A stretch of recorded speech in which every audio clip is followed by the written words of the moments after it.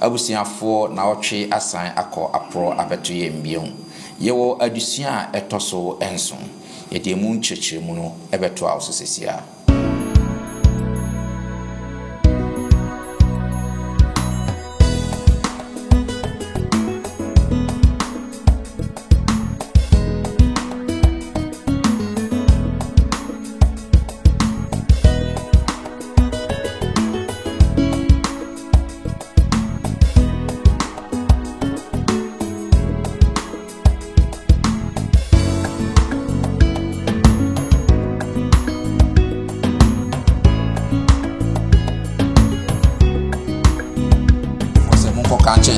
Ebetimi ni wa ala ebetimi ni waka anu ni anu na ade no pampu ya jaya ni na kiasi wo wani ya ria konku nyamia da du e na be special o me special o to na bia ko ha bebre mu a be bia si etwe ni boy de e nyame fi e san sa wo ha no abusiafo onyame mma yede enchia esronko edifri ya jinkwapa Yesu Kristo nchen edema munyina yebema mo akwa basronko nso ede aba London Ghana memenda akwanhefo Sabbath School enafe chosemu pensemu na ochi biara yenemu ene yesa adisua yi kota yi munyinara yenewo esua azaya enwoma no enne na ochi mu yewo adisua etoso enson so hwe adisua na tifi asem na ose the feet of the Assyrians and I say Assyria phone kugu no eno na sa na ochi mu ye pese ye no ehwe na ansa na no ma yenkutie enwom emfiri enwomtufo ko bia ye from La Melodia Kura for nchen sa ekuyi hyase wo Italy sese omunyina ba UK hase omu base UK ha na omunwom no in fact etiapopa yi omu na de enwom ba beje ye tata na ye de ahwe yen addition mu sa ekuyi mpenifo anase one directors mienu a omu bom homoden pa wo kuyi mu makon antwi achampon enafe Austin dollar omo na omo so ekuyi mu asa ekuyi atimi yebeta ni omu adi dwumanti na mafamra meche o mase kakra nti me yenkutie nwuma mfiri La Melodia Kura for nchen yeba ye de adisua no pensem mu ade beto amoso.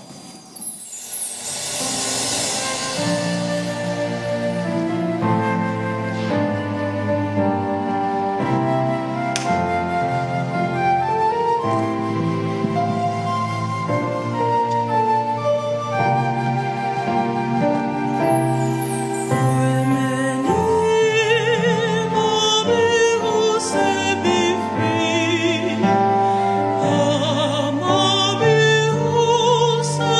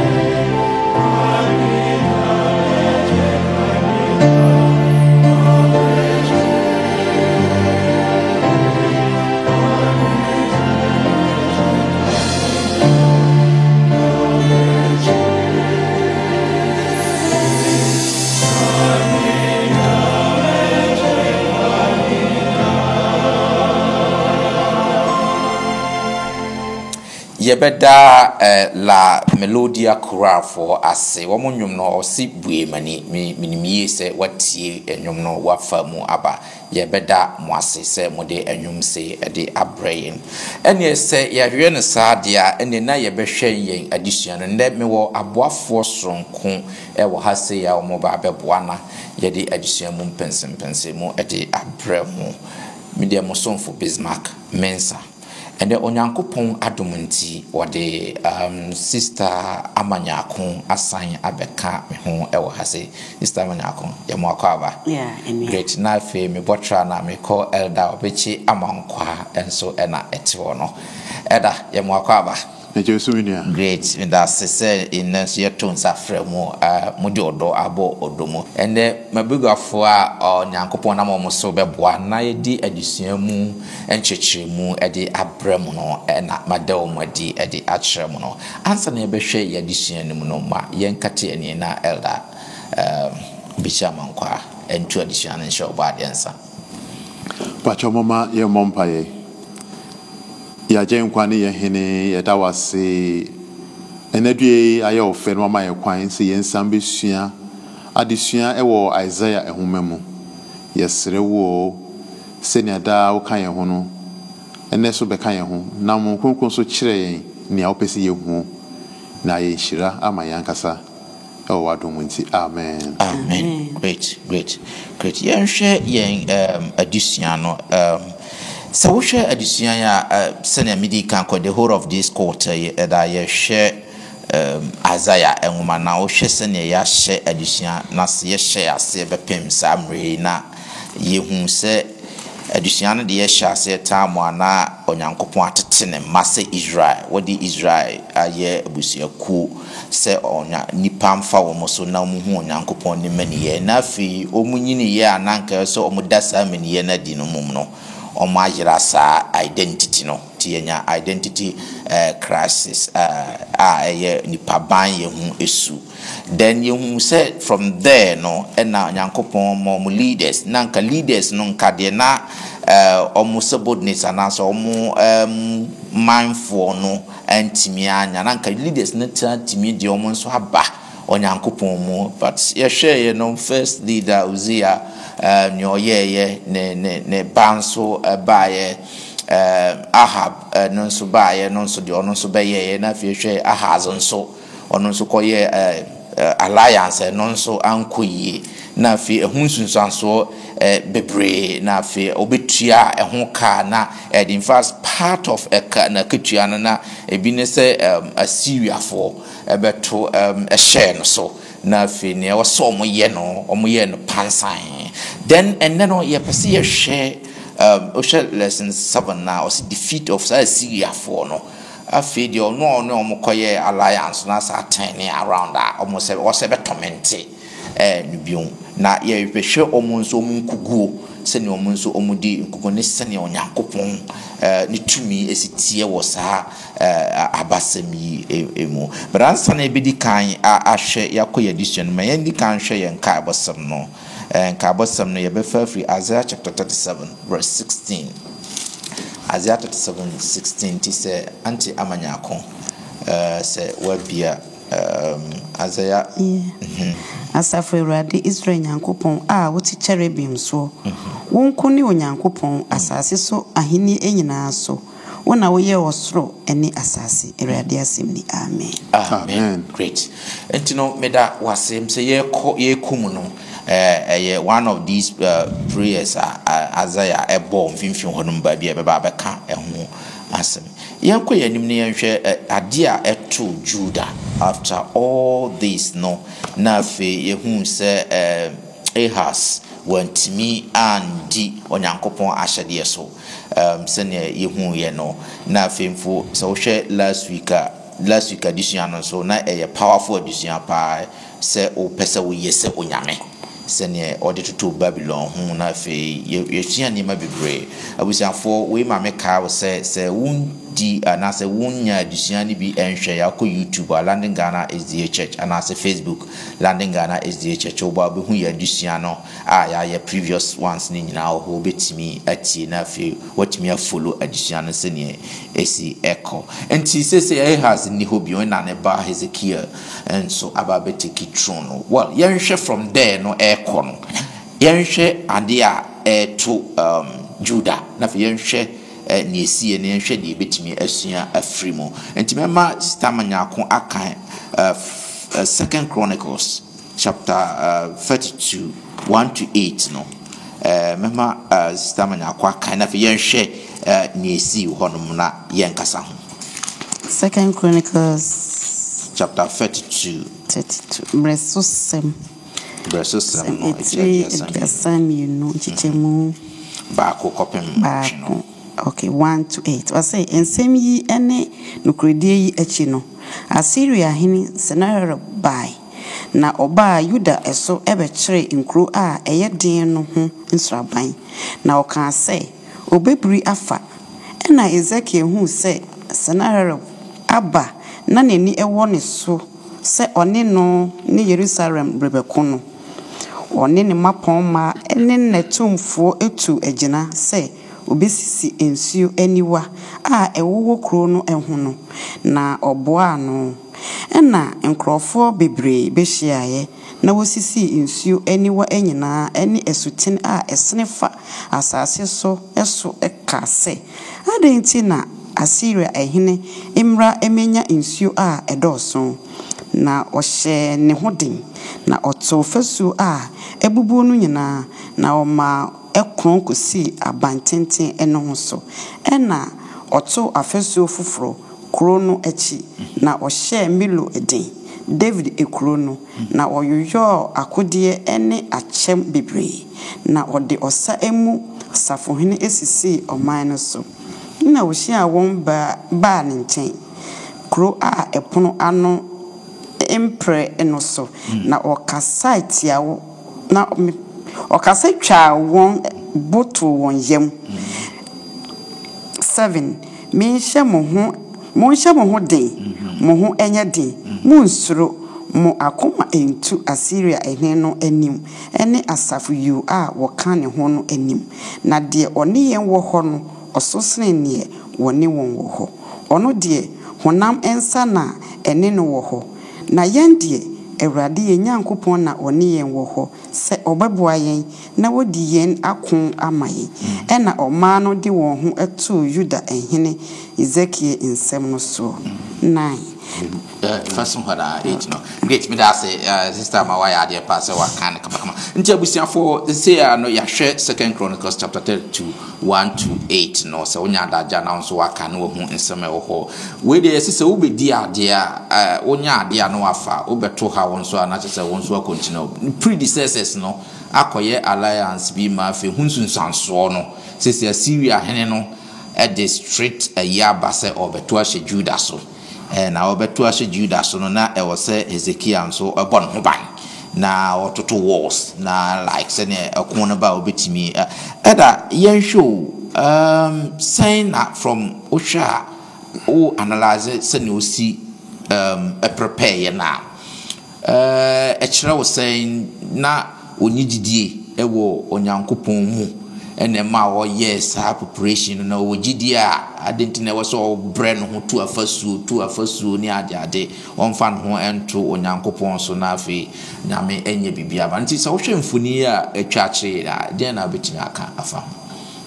yo minia Bismarck metase migidi se nia Hezekiah eyeye no eye adesua ema ye nyina esanse yentumi nka se ye wogidi ewo nyame mu na ya famu die bia o se ye no ya nyo ye yesa na ye so nyame na ahwe adentina mekasa esanse nyame oni ye kabom na ye adwuma ye tu ya namo na Nyankopon ehira so anonti no Hezekiah no anamontuo no ekire se nedikan ondi ni kroma kwahwamo emma ohene no embe fa won emre so anunti no na obo modern say afesu a wo nyina no obema mu ayedin okay na the sign etoso mienu so kan say adenti na memma Assyria hene betu nsuo bebre nya no obi ono bepe waku na afi na ne ho ato no aba wonsuo onom de opebia no eno nso se osan sie se on mane nya nsuo na osan ye nhihye pa se obema na srafo ehwan ayedin na akadia wo hia bia no wonya eye a good example ema obia udi ni penim na me kan say me kan wo a wudi ebusua ni mo fie wo a wudi ekuo bia ni mo adwumam wo a wudi nipa bia ni mo asafo mu enhyehyeye pa ewie yie na Nyankopɔn so hyira so that's right enu ntino se anka Hezekiah anye san hyehyeye a megidi se Assyria hen bae no ehu hia kwa so ko betwa kro no ho ahia kane de anso wabo wura kro no na Nyankopɔn eka bibi efa Abraham wo se minim Abraham se obehye ne fiefo mo adimana moti a good example se Abraham Nyankopɔn hu Abraham se enhyehyeye pa ewo na Abraham ne fie saa na Nyankopɔn so na ohwehwe fie Hezekiah ho na Hezekiah so endi Nyankopɔn hwamo eni nti saa na mo no na enya na mo a eche se onigide onyame mu ewa na mo hu se ono no woni famu dia o se woye ansa wakosu afre Nyankopɔn se Nyankopɔn kura no enso be ni famu dia it's a good example na Hezekiah eseti great and the sister Amanako mama yen hwe no from yen famra yen so yen asetuna mu so hwe de Hezekiah ya hwe Assyria force e ba to ahye no so na fi o sha se so ke se mo be to ahye so and mebo me ne me kro hu ban onim Nyankopɔn ba watu afasu no aye bibia try say o protect ne manfo and before wa consult Nyankopɔn anaso ne Nyankopɔn won kunim di nkitamdi kro kwa ma me mbo me ho ban na me ne Nyankopɔn alongside ne yendi nkita ho yamfambra ya setena mu ohu ne sayin sani betimi de sa de atoto yenso ya setena mu iyo medase sa wodi boy wiase kura ya kan se bi se osoro boa ne oboa no ho na onyame eta ye chi da biara da oboa yen na sa wo hwe story ya wose de edi kan no o hye ne manfo no edin se mu nhyɛ mu ho den mamu nsuru na feni nipa fam so no o ye ne de ye mu bebre sa na ye tie o how bi ba insese be sese ye da ache no na ye to se ye twen adwuma a ese wo ya unnim se wo da ache ye wo mu se owo wo ho bibia betimi asidie ba wonwu ye ya wonko ye de unnim de be si kyena no ye se wutimi boaboa wo ho si ho woye bibi se wo makra na obesese bibia mo mfo da ache a ye se o ye den utimi ye ne mu bebre ne yete faako o nyame mesere hu me mobo ne yete ho menya adwuma nyame mama adwuma nya ne yete ho obetu na mmon wahwehwe adwuma no na ote faako na untimi nya sa sansa wo hwe bible nkra nyame to ma na gu fom wo mo wo sori firi wo mu fie no ma yede o ma kosesa sansa wo ye bibi ansa na nyame ayede ono so de ne de no ayede ata wachi nti sa wo titena nso so a na kesa wo fa ho ntu nyame so wa fa ne ma izedi a o nyame nso so o hwehwa kokudrufo sani wo hwe bible ko mo don ye adwuma nyina o pe obi a wo akokudra wo betimi agina enu nti yesre ye nuanom a yegu ho titupa ye nuanom ma da bia na yetiatena na ye bompa ye sa se nyame ho ye mobo ewom se mpa ye ne ho hia de but se ye nso ye je ya fam de na onyame so de ne de ayede aboa ye amenetimi awie great and elder mama Sambra so on this same issue at what point a point of departure anase abreben na ukoye bibisa ebe yese wafuru Nyankopɔn we de nyese o boaboa ho te sese na Ezekiel ba we de clear indication say onyame no wapo no ba ode wo hu to bibi foforo so abreben na ebe yesa wo ya setena mu ana ase trust mu krampo no ebisi sa open bismarck me santa wase asembi sei na de sense yenkom odidie mu obi a onte ase no obesusu se Hezekiah ede ne pe na oyi Nyankopɔn si nkyɛn nia me pese me dikan eka ewa ha ne se anamo a Hezekiah etuye no eye anamo a eye consistent throughout the Bible. Okay, example bra Israel for Elfa Jericho no Nyankopɔn na edi kro ni be mo nso den o se adechie bia mo nkodan no ho epre baako na on the 7th day ne de mo nko ho imprenson bra yesu Peter mu akɔpo ɔmo anya nam yesu ba na ɔpɛ sɛ ɔmo nam de no ɔmo to asraw Jesus could have made say a nam jump into the boat as it obi a ɔsɛ woyɛ bibi but the here ne say niame ye no ɛne nyankopɔn asɛm ne na kwan na ɛkɔ nia ɛde departure na wo kan na say ɛbɛkyerɛ sɛ nia me ye ne nyankopɔn de no abɔ abura no ɛyɛ bra anamo a metuo ne nyinaa no mehu sɛ ɛyɛ nia miankasa mepɛsɛ me de hyɛ me ho anuonyam ɛne tu akwankyerɛ nyankopɔn ahyehyɛ sɛ ɛmfanyɛ no mempɛsɛ me di soɔ no na ɛkyerɛ sɛ at that point ne deɛ me ne nyankopɔn abɔ abura anaasɛ me ne nyankopɔn atete mu bibia a yɛyɛ no deɛ nyankopɔn pɛ sɛ yɛyɛ no nyankopɔn pɛ sɛ yɛyɛ no ne kwan so a ɔno no ahyehyɛ no yɛyɛ ne yɛmfa saa nyankopɔn akwankyerɛ kwan no so a na ɛkyerɛ sɛ yɛn no yɛapaw sɛ yɛbɛyɛ nea yɛn yɛpɛ nea ne nyankopɔn ani nhyia na yɛ saa so a na ɛnyɛ nyankopɔn nhyehyɛ no. Yes, me bisa saa deɛ wei because I'm say sister ma bibi opso kakra meka ne sɛ wohwɛ adesua na ayesua ekra hasidie a ewom sɛ ɛkon ne ba no ɔno wɔ fa na kwan so sɛ ɔno so kwan bi a ɔbɛfa so obesi saa wɔn beto ahyɛ wɔn so no but san sɛ ɔpu nyame si nkyɛnti ɔyɛ na fam deɛ ba wɔmfa nyame anka ho ba wo hwɛ wɔ hene Ezekiel deɛ wɔyɛ na fam deɛ na ɔsa de nyame yɛ den ɛka ho nti me biara yɛ ya fam deɛ a na de nyame yɛ den tɛkyɛ na kyerɛ sɛ yɛmpu nyame na sɛ yɛ sɛ yɛn de yɛ ho ɔden deɛ na kyerɛ sɛ yɛyi nyame asikyɛn great and be that mo asepa gidi for na mabegafo no acheche wo ye wa famu dia enye se wo de wo hu koto bibi foforo so adada nyankopon sa na ya no o se oye na famu dia nso na se obohu ne se wo de no ho akɔhye bibi foforo ase mum eno no enye de Ezekiel eye ne bia great ye nto aso na ye nhwɛ sa ohini yi no sa temi Assyria na ebeka so omu ye super power na omu na ekudi ewiase nyina so na omu betu ahwe Judah so and some of the provinces ni nyina in fact na ebinum kura ntokwa ni bi kura mpo omu konka ba biba then omu wo mpenifu bi wo army numa oye from Rabshakeh say omu ye official army generals omu sa Rabshakeh yi Syria hene snatcher of small mo ema ne ko Judah ede nsem bi ede koye yen kan kakra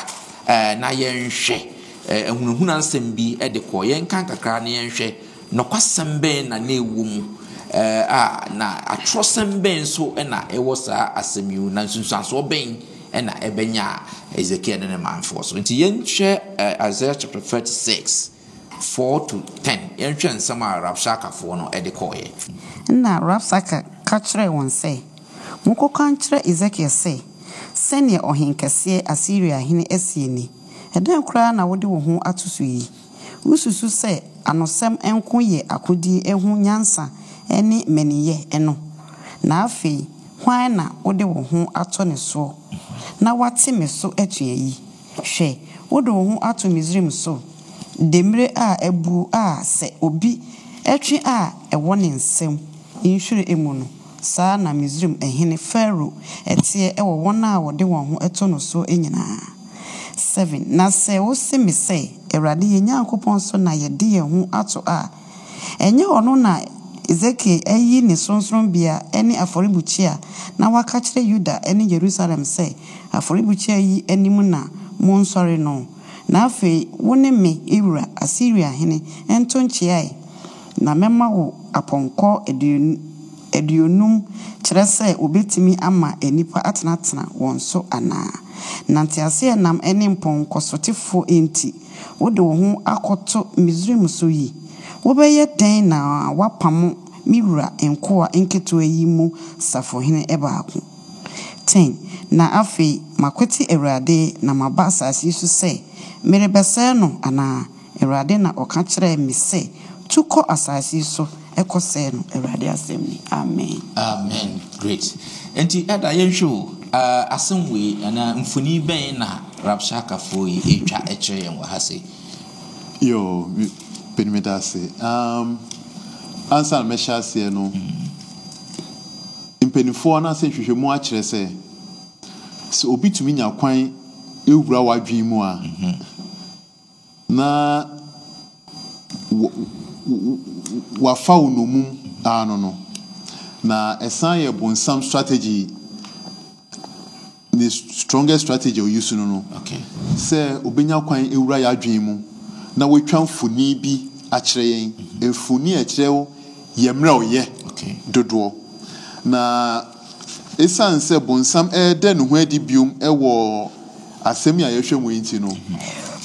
or employ the same strategy no etia Judafo na insam na Rabshakeh na ɛkaeɛ no adɔfo nyame anim ebi yɛ nokore ebi nyɛ nokore na nea yɛ nokore ɛwɔ mu no ne sɛ Misrim ɛyɛ ɔman a wɔn ho nyɛ den samre no isan sɛ twɔsɛ ne pɛ ɛma yɛhu sɛ ɔman a na ne ho ɔden samre no ɛne Assyria kro enti na yɛ nokore paa sɛ wode ho tre Misrim a ɔmfa ho ntwere hwee ɛsan ɛyɛ nokore pɛfɛ sɛ Juda yɛ kro ketewa nti wɔni akofoɔ dodoɔ a na Assyriafoɔ no ɛde to wɔn nkyea no 2,000 chariots no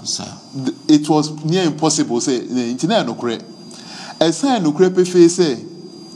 nkuro ahodoɔ a Assyriafoɔ no akodi so nkunim no wɔnya mmea ntumi angye wɔn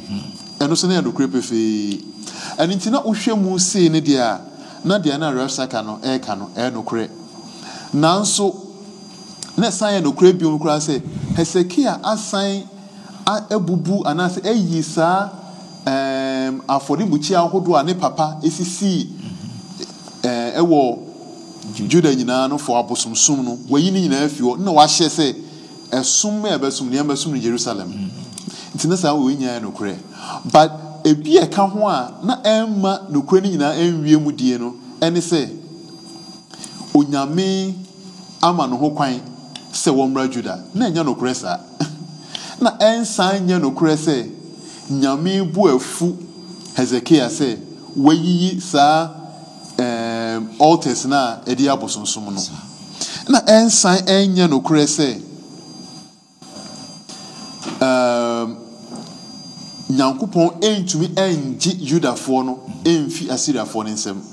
ɛno nti no na brɔfo kasɛm no propaganda na Assyriafoɔ no ɛyɛ ɛsan sɛ wɔpɛ kwan bi ewura Judafoɔ kuro no ɛne ɔhene etimu no wayi wɔn mmerɛ ɔyɛ bi akyerɛ wɔn na sɛ wɔbubu wɔn mentally a wɔbɛtumi afa wɔn mu a wɔn kokoraa na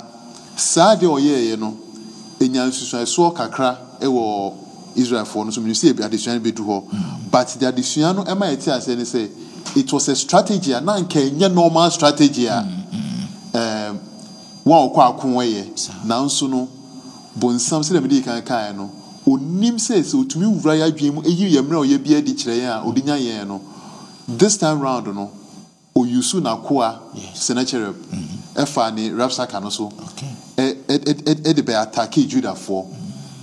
na ɔhwɛ sɛ obetumi de nyankunimdie bi wɔ hɔ a na yɛn nyinaa no ɛyɛ adesua ma yɛn sɛ ɛnyɛ de abonsan bɛhyɛ etimu biara no na ɛyɛ nokore yɛn kan ho sɛ onyame a yɛ wɔ ne ho ɔden ɛsɛ nya abonsam ka kyɛn wɔ etimu me da se pa em sɛ ɛde kasa no o kasa sa strategy we no broni be kasa propaganda o de kɔ yɛn kasa no sɛ atra ɛsɛ nokore saa die we no ante o hwɛ yasetena mu a ɛte sɛnsɛn na ɛdi enya ɛwɔ yasetena mu atro a ɛsɛ nokore because ɛde kasa nsɛm a Rabshakeh no kɔka kyerɛ ɛyi nyinaa no wɔ nokore wɔ mu nokore bi wɔ mu wa jam no together enti no odwunya no sɛ ade ɔka we no ɛyɛ nokore wo ne ɔka we nso yɛ nokore ne ɔka we nso yɛ nokore enti wanhwɛ ya ntro no bɛyira because no wahu no kwasɛm bi ɛwɔ msɛn na saa nneɛma we ɛdi enya ɛwɔ ya brabo mu ne yɛ Kristo yi me da se ɛyɛ nokore sɛ ɛdi enya mpa yɛmfa sɛ yɛ yare mu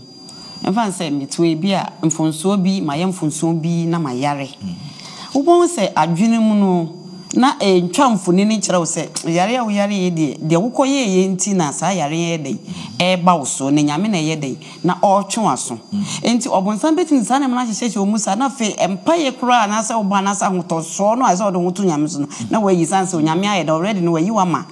enti ɛyade a edi ehu hwan me ankasa ebi ato me mehu atete me because na ehye me so eyobonsam no na yibia oye se wo obi a wo so di nyame achi e na waye we nti sasa yare we ato de na bibi we aye de a e na ehu se de waye ni nti e na eye osa enu nti eye se ye gina ye na aso se nia ohini ogina ne na aso no mo aka kura no a me si me mfa me ho nye de ento so san se me wo nyame bia obede obetimi agim enti se yegina ye na aso se emfa ho ne de besi biara no de a ebetimi agina me nyame ne se ye kofo ema ye ma nyame ye ketua bi ma obonsan be ye kese na hunhun anu be boye hu de a ne ye ntimi nyina emme nyame yo medase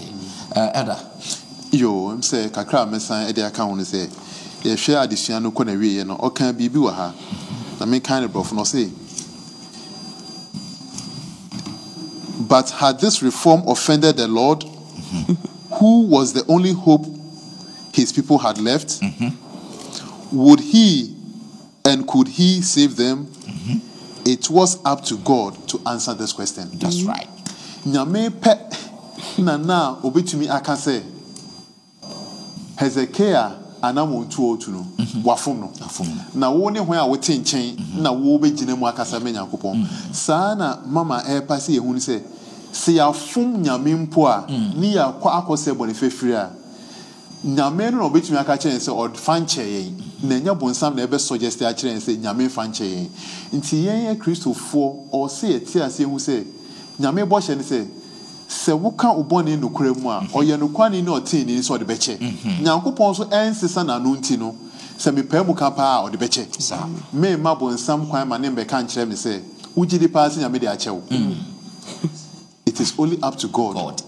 to answer that question. So they are check and also fanche. But yet the ejidi say nyame say ode cha no they are check. Great. Me da se pa abusia for yegusuara ye hwe ye disua no. We are very very important because practically no sa nima we pa na hayen pa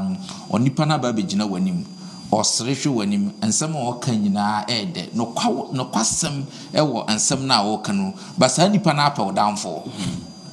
But onim says of fat the other way round our own yaw. Until what the wardrobe be seen no customer or car a fat near ma 2 ni na or the wardrobe amano. But at the end, no lead you into somewhere. Is in fact a idea ya sitting a higher power has it in and I'm a person ye show a honomo a ye. Young choice handsome ye is a key ye nipa, none in crowphones ye nipa ya beka sansemi at the actually. Yan share sana osifa no anase eye ne den so okay kan is Isaiah chapter 36 21-22 no na fe wa huri aka 37 1-7 21 was say na we kum na we one asimbiara efise wo hinin nsem a o share no say umwa na no 22 ena hikia eba Eliakim odi efie no so no ene otwerefo sambana ene asa eba osenkafo yurade won ntade a osunsun mu ba Ezekiel nchen eba beka rasak ensem no ekere no erade asemni amen and this all 37 na 37 so 1 ena eba say ohene Ezekiel tie no osunsan ntade mu na ofra yituma na osimu ko erade fie na okosoma Eliakim odi efie no so eno ne otwerefo sambana ene osofo no emu mpanifo ofrefra yituma ekọ emosoba odifo Azaya nchen na okoka kire no se Ezekiel esieni ahohihia ene asotwe ene ebususem ka eda ene na ema edru awutwa ano na ahoɔden eniwo wode ebewo ebia Awurade Onyankopɔn ebete Rasak a ni wura Assyria hene asoma no say o mesopa onyankopɔn tiasefo ensem no na ensem a Awurade onyankopɔn atie no nti wɔtwe naso enti ma wompa eboso na ma enkaye a wo ho no Awurade asemni amen great we dey atewa na wo kan yehwe asama Rabashaka beka yi utwa nsunsuaso from ne wa kan nsunsuaso ben na enyawo Hezekiah so midase sayetia kenkan semi a wose oyikum kyese eboni hu sanse sene na elder ka no otensem no na bi ye nokre na bi so nye nokre ntina de na ye nokre no ebema na yede ebebo no hu pa sanse ye nokre se aponkokra no woni bi omumponko emom ye kakra bi enti ahoden no na esa na ohwese ne ohene wasi akoafo kro atwa no ho ahia na ye de se ye kakra bi woni nsem enuti ehu bon enuti osoma ne mpanimfo se Munko Ezekiel Isaiah nchen Isaiah ya ne papa pu na futua no wonfa ne nya hwi ono de otuamika ye de ekọ ne nchen na okoka che no soso no nokre on soso de ko osufre nyame na onyame ma wo mo enkuranhyensem ka kire won se ma won suro se ni prayer wa bai na ono nyame no obeye bibi kakra bi wo dede bi wo hene yasum ama na ye den wasanechi na onyame ma ne ho beso na mpa enkunimdie bai eto de bia ye ko hawo mo bebre a na se yesu fre nyame a ye ntwa ye ni hwe nyame sa wo hene okọ nyame nche ne papa de opu nyame nanso hene de okọ nyame nche na nyame eye den eye ni mu nsenkyerene na de ba akọ amesua ye mi hu ne se nyame a oye nsenkyerene ewie nanso still na okọ no da so ye den ewo so sanse nyame sem meko ama o nyame okọ ama me na se o mo da so ye den tete ni nti wa hwe ya obeka se nyame kora no ase na o di ne ho fe obi die ene nti sankofo ya se ba ne nchen bi mbeka kire ne se o so wo hini kora ntimi nyiwo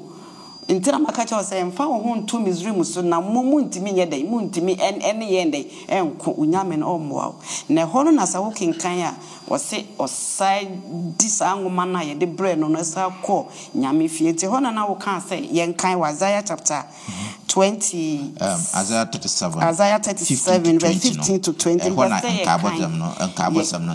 ye kan na fe ye hu abra okọ nyame fie ye nsemo a okọ kwa kire nyame wo se na Ezekiel ebo Awurade empaye se asafo Awurade nyankopon a woti cherubim so wonkunni onyankopon asase so ahenie nyina so wona wo ye osoro ene asase bue waso ase Awurade netie bue wani Awurade na hwe netie Sanaherib nsem a wasoma de abesopa onyankopon tiasefo enyina ewom Awurade Assyria ahene asai omanu enyina ene won asase na watoto won enyame egu ojemu efrise wonye nyame na eye enipa nsa ano adwuma dua a obo enko ena wasene won na afi Awurade yenyankopon gi yemfiri ne nsem na asase so ahenie nyina ehu se woni wonyankopon wonku ara ekro Awurade asemni amen abra oha no ba ene mu ye tin no okọ nyame fie na wo hwe ne mpa ba oba ya odi kan ma ye hu se nyame yotumfo o se wonkuto ni onyankopon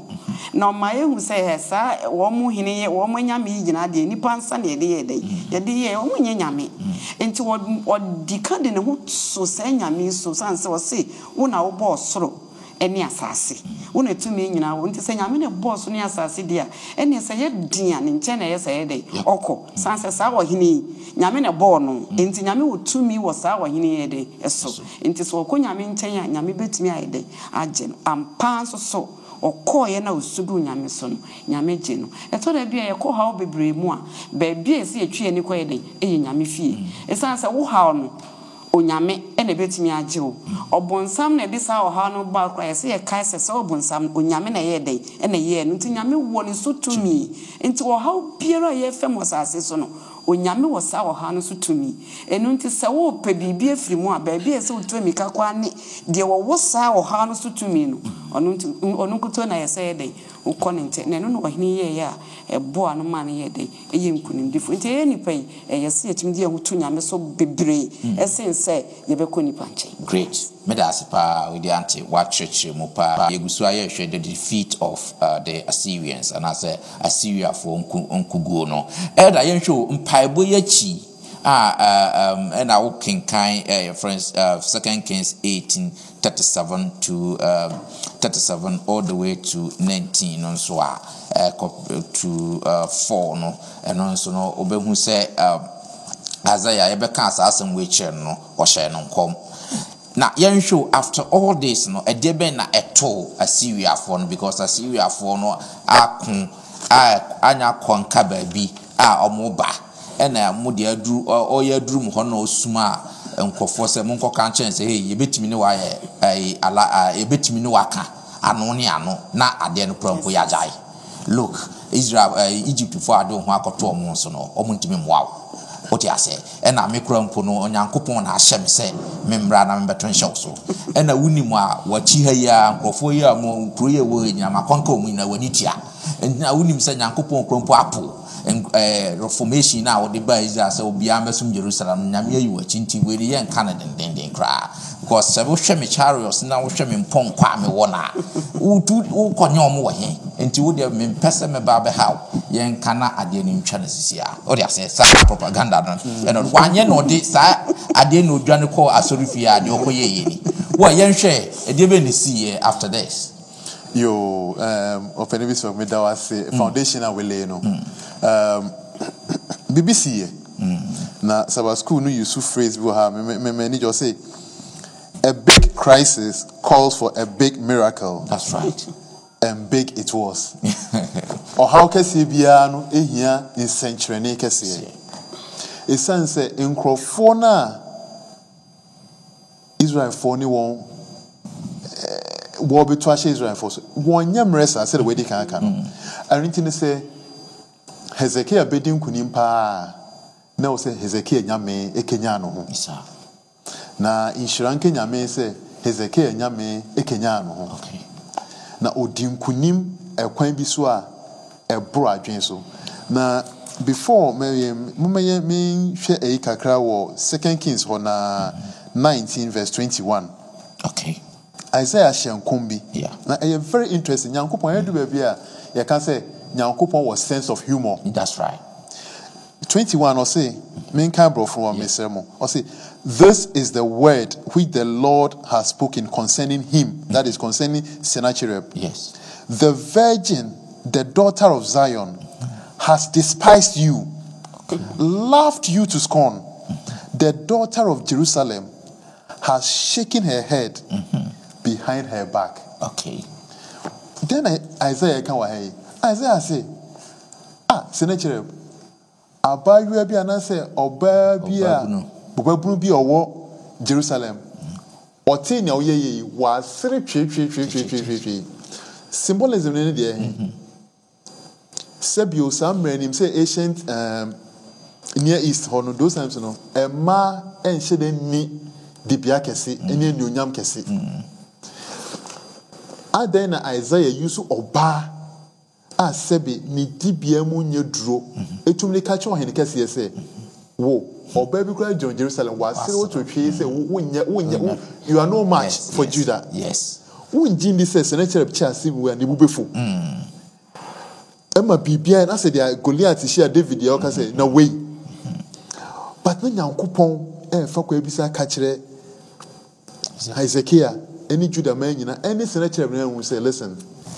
sebio obampo na esre wotwetwetwi ene mema de omanfo anye anything. Yes. And indeed Nyankopon peja no ho no Bible ne say Hezekiah sujafo 185,000 anajo baako omu nyina wuye. Yes. Ema Nyankopon no ema sa asemu ya okan yi say ema agya Jerusalem kwa besere otwie no eba mu. It is so clear say Nyankopon eti gina no okun amane ma odi nkunim a eye kese eboro adwen nyina so. Na adisua no ma eti ase say enu nti no Hezekiah e de faru ani animguase esan koni krom When to me and to Pia Bakupo say, Antia Judah. Adenti, a sign say, or he no Judano, ehu bebia, or so Cosra one dene bamboo free. Nyamia or boss run as I say. Eddie there did say, indeed, am my mind for him near John and when Yamini and Impasa no Juma. No, no, Yankupon, Chedian for boss run as I said, dear. Onye nimpaso ensa no adwuma great enuntina otumi twitwaje ne ma no din kunim kese ya etisei ema Israel for na ne ntwa to nyina ni se de kowie se na kira bne mu kwani de kan wuja Hezekiah esan se ne makura hu se sebi wa be ye nguase ama won nti won ko ku no fi ho great me da se pa e da se ne wa cheche mabusiafo sa okenkan 2 Kings chapter 19 35 to 37 obehu neto snatcher ene nkrofa after Hezekiah ebo empire na osufre onyankopon afi yem sorry yadusua no so na yenhwe ade bi wa ha say so okenkan 2 Kings chapter 21 to 11 na bibito Hezekiah say yare bi eto Hezekiah ema Hezekiah nso say sa yare no wo hwet ma eto na che say time within the time na ye threaten no say ye ba be take over the empire no na eto no na wo hwa ono so bisa nsantrene just as ne papa Ahaz so obi ono so bisa onyankopon de eye ne say obema ne nsantrene a wo po ye no we enso ebisa nsantrene ede ne betimi asua free emu but at the end no so no so wo hwetetena no so de kon so abra Babylon fo so besra sa ohene yin so no na nka onye opportunity say nka obeda be demonstrate na so be kire nyankopon maniye no so no wanya na sa ode ono so na honya ne di tu no ho kasansem webom na yenhwe mfoni ben na ewo hase ede maye yo medase menia infonia etwa ewo ha ekire ne say the camera of we say no condition is permanent and o sere ochina na o yare ho sana Hezekiah assistant ekoyeye say tekino say ayentokwa nachi na yare ba ya na che say o wani jebre mu suddenly no abeyare see fa ne say ewo bra entokwa na ekomunya na onya bambo onyankopon ho suddenly yare abebo no either way no yes BBC ye na the addition ema ekese ewom ene ne say ebiom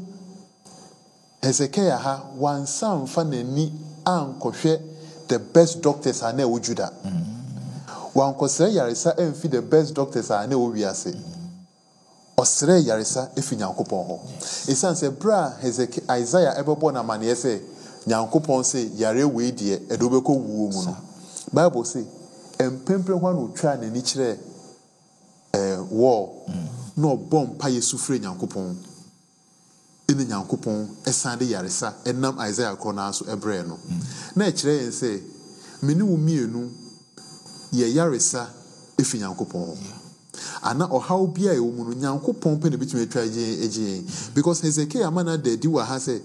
at least on 2 occasions eniama na ebro no so eniama nipa famu no obi antumi nje no nyankopon na je ne fimu interesting no ne papa nya sa akwanya we mu no ono de opoye wo hwe Hezekiah bra Isaiah ebebo na mane say nyame su benya yaresa ono mo na say ada nsencheni fi nyankopon ho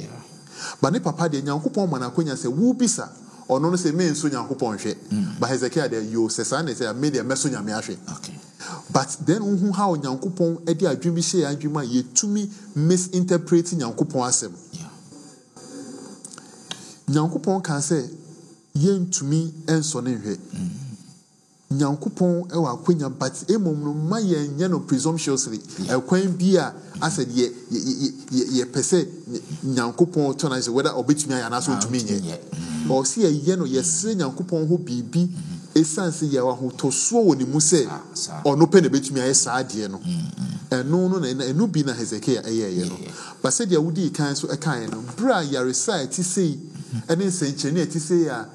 ewia call na chi intense your normal day of life no. Yes. Bible ne say Babylon for wo hwe ewiem nsisan ehu ye. Na wo san tenia sa ensenchene no ediba Hezekiah brabom eni ti wo ye say ene won so wo behwe ebe bisemu yie na Hezekiah akwanya onya ye oye nipenti ofumwa ha esan say Bible ne say akwanya onya ya na nka o say oda Nyankopon adi kire no odida ne japade ni kuro no kesiye mu adi na no anso Nyankopon ani. In fact, adesua no can be or say, but pride and vanity took possession of Hezekiah's heart. That's right. A hand time any a who na fe. Why? Because Assyria hene ahwe wo wanim. Yarea ediko wuom nyamia de edi wom. Eh ene me special o. Me special o. Won kwa special. Yes. Na yeso ye fom sa. Yeah. Oh, upa na nyame wa fa so ma koye ya ginai woni nyame fa so ma youth department ya ginai woni nyame fa so ma conference anke egu ya ginai e na o special o e na o de obedi afebo you know na that die but some dey that die but they say who or the trust or see in self exaltation he laid open to covetous eyes. That's right. Ebusuafo se nyame hirayan a enye ani bia hwe yen no na ani gi ho o say Babylon for buy no say wan ba no adwenfan mu they came with covetous eyes. That's right. Ani bre ani no what they buy it say they were jealous of you de nyame ayama wo na wan hwe ne ho yie enti no yenim say emre bi anche pi no e Babylon fo ya na obetu share Judah so e fa wo me say nyame say nyame mbie ye ni sa no nye so nye ye badwenma si nyame ye bi wo ya bra abomu a yenka enhye Nyankopon anuonyam ba Nyankopon so mo aye no mo ya hobrase na ye hu senia ye be kanafa na se ye be dada ye ho afa de anhwe yi a enwe ye esanse nye ani bia no na ni jeri Nyankopon ye ma ye Naka you Hezekiah nim say covetous eyes in a besra no ebia na ko da no so yi yo me da mo ase say the edition battery has say da obichi amanko jafeto obichi amanko na sister amanya ko me da mo ase pa say and mo aboa ma edition na akono sene ekoye yemfa asida pesi enso mfa matwedi ampon na afi yahwefo ne atifo wiase afana enyinara yeda mo ase se da biara mo de mo fidie de to hase me ne mo yes edition or say the defeat of the Assyrians the edition ne to so enson ena yede abrewe that's ene yede to so nwotwe eno nso elbeto am so onyankopon enhira mu nyina yenkate ene na sister ama enhira edition so ahurase amadofo me mu mpae yeda wasi nyame won konkon abra ye hye dwumedi ase nyame yede wo hye ase wadu no mobronti ama bibie abawieye yeda wasi yesro nsem yetifo betie nyina du nyina hye wonsa yesro ma wo nyina akoma am beji wasem ma yemfo wasem ye na se kanea ene ye kwan so han netimi aye ha me yetimi aba wonchen yesro ye ba yesi ayefunso bi a onyame fa ne nyina ache ne hu ye mobose ne wadomtie ma wonsem ye nko wiasa fa ne nyina sanse enche na wo ba ene ye ne wo ma otie ye nyina ne adofo nyina yetimi akase nyankopon ayatwen wabre ye da wasese obe ne sa ma ye wo Yesu de munti amen. Amen.